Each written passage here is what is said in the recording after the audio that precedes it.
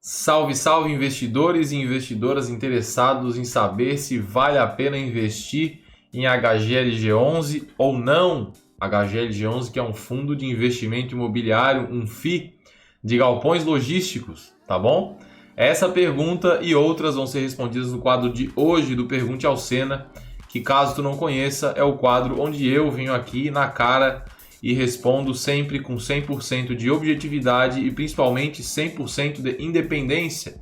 O canal e esse quadro tem como objetivo sempre ensinar as pessoas como investir com mais segurança e mais rentabilidade, principalmente em renda variável, na bolsa de valores, ações e fundos imobiliários.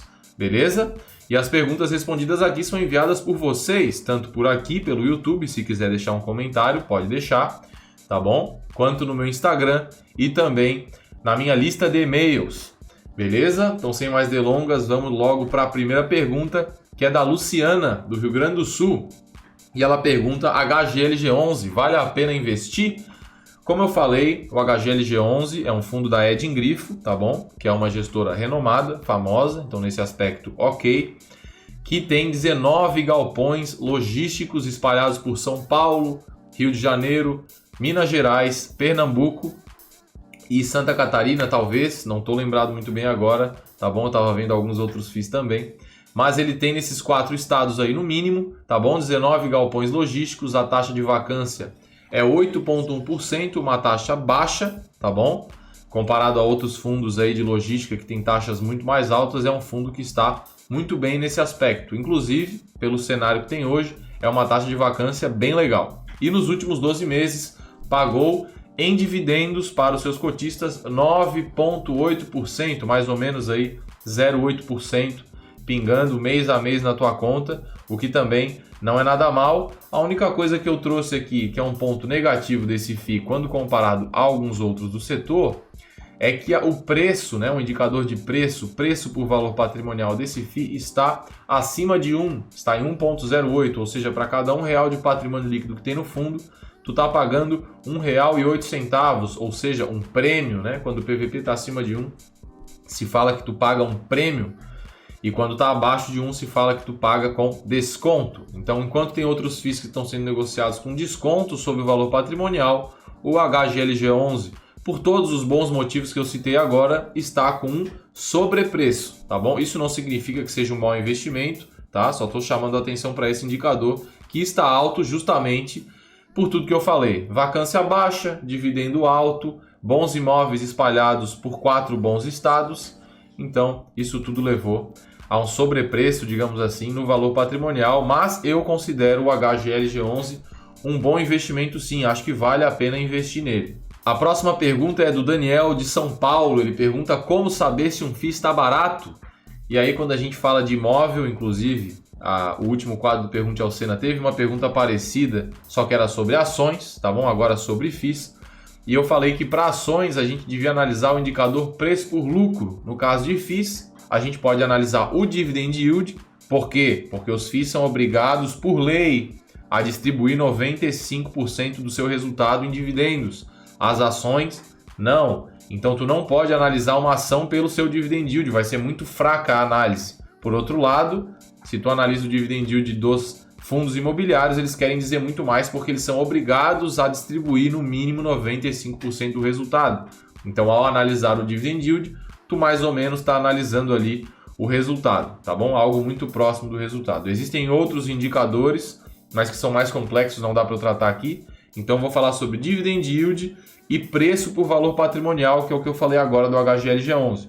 Quanto mais baixo for o preço por valor patrimonial, que caso tu não saiba, a fórmula é preço, né, valor de mercado, sempre que for preço é valor de mercado, dividido por patrimônio líquido. No caso, quando o preço por valor patrimonial é maior do que 1, significa que o valor de mercado que está em cima na fórmula é maior que a parte de baixo, que é o patrimônio líquido do fundo. Então, maior que 1, valor de mercado acima de patrimônio líquido. Menor do que 1, patrimônio líquido maior que o valor de mercado. Quanto maior for o patrimônio líquido comparado ao valor de mercado, mais barato, menos a gente paga pelo patrimônio daquele FII, ou seja, dos imóveis, né? Se tu está investindo em um FII de tijolo, que são os que eu prefiro investir, tu tá pagando menos do que o patrimônio que aqueles imóveis lá na outra ponta, né, lá que tem lá dentro do fundo imobiliário, e são analisados, né, os preços são levantados de forma profissional, então a gente pode confiar, principalmente se as gestoras são renomadas, como foi o caso da HGLG, como se for o caso do BTG, XP,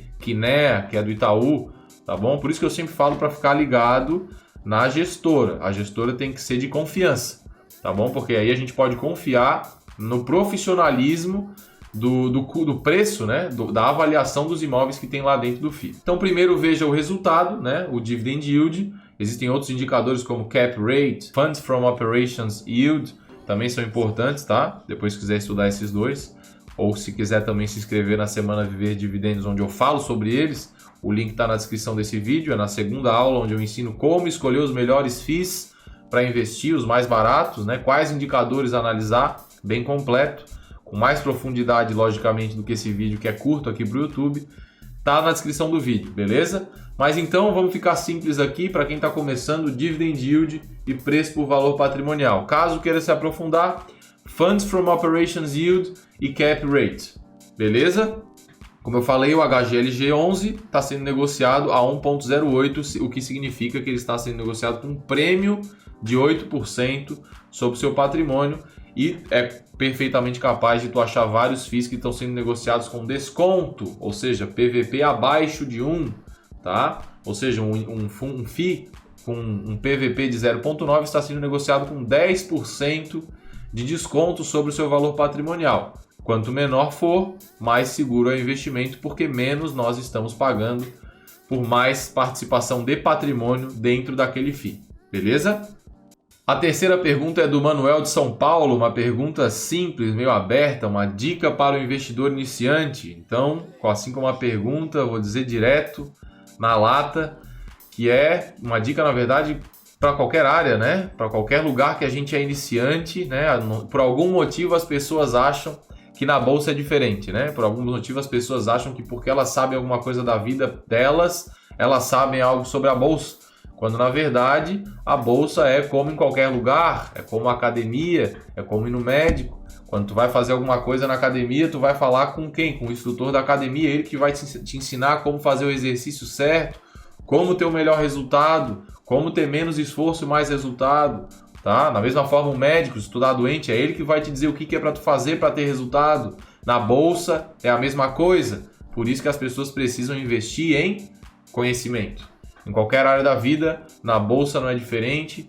Se tu é novo na bolsa, faça cursos, leia livros, acompanhe o canal, tá bom? Aqui tem conteúdo gratuito, de qualidade, onde tu já aprende muita coisa, tá bom? Caso queira realmente aprender e fazer um curso que poderia valer, né? 2, 3 mil reais, vai na descrição do vídeo, se inscreve, tá bom? Daqui a algum tempo vai acontecer de novo a Semana Viver Dividendos, é um projeto meu que se renova, até porque é lá que eu abro vagas para o meu grupo de mentoria, tá bom? Então invista em conhecimento, essa é a dica não só para o investidor iniciante, como para qualquer coisa iniciante. Se tu é iniciante em qualquer área, tu tem que investir em conhecimento. Chega com humildade, se propõe a aprender, porque todo esse conhecimento, principalmente quando se fala em mercado, em investimentos, a gente está falando de dinheiro. Então qualquer investimento que tu faça no teu conhecimento de finanças, de investimentos, vai se refletir com muito mais taxa, com muito mais retorno na tua vida, principalmente se tu está investindo pro longo prazo. A quarta pergunta é da Vanessa, do Rio de Janeiro. Ela pergunta quando eu comecei a investir e por quê. Eu comecei a investir com 19 anos, eu fazia administração aqui na UFSC, que é aqui perto de casa, e como eu passei, né, no meu caso, né, o pessoal vai me achar meio playboy, digamos assim, mas eu tinha um acordo com a minha mãe que se eu passasse para a Universidade Federal daqui, ela ia me dar R$500 por mês, que era mais ou menos, né, um pouco menos da metade de uma faculdade privada. Foi o nosso acordo.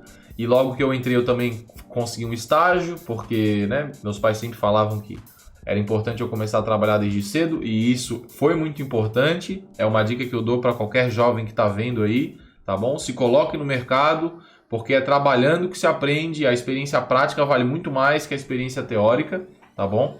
E aí, logo que eu comecei o meu primeiro estágio, eu comecei a ler, ficava na internet e por acaso eu parei em um blog chamado O Pequeno Investidor, de um cara chamado Fábio, Ele não produz mais conteúdo, eu falava com ele na época, comentava no blog e tal, mas nunca conheci ele. Ele me ajudou demais, ele que me recomendou os meus primeiros livros, tá?